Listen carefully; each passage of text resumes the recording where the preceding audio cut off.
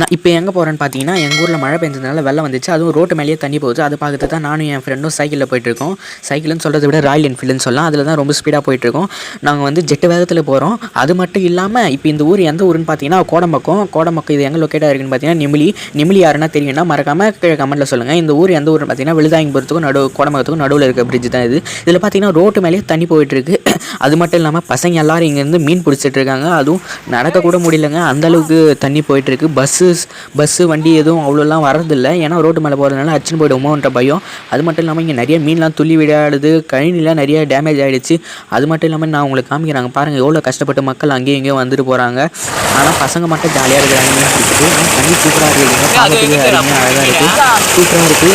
இந்த வீடியோ பிடிச்சிருந்தா மறக்காமல் லைக் பண்ணிட்டு ஷேர் பண்ணுங்கள். உங்கள் ஊர்லேயும் இதே மாதிரி ஏரியில் கமெண்ட்டில் மறக்காமல் போஸ்ட் பண்ணுங்கள். நான் பாருங்கள் கால் எடுத்து வைக்கிறேன், என்னால் காலையை எடுத்து வைக்க முடியல, அந்த மாதிரி தண்ணி போகுது.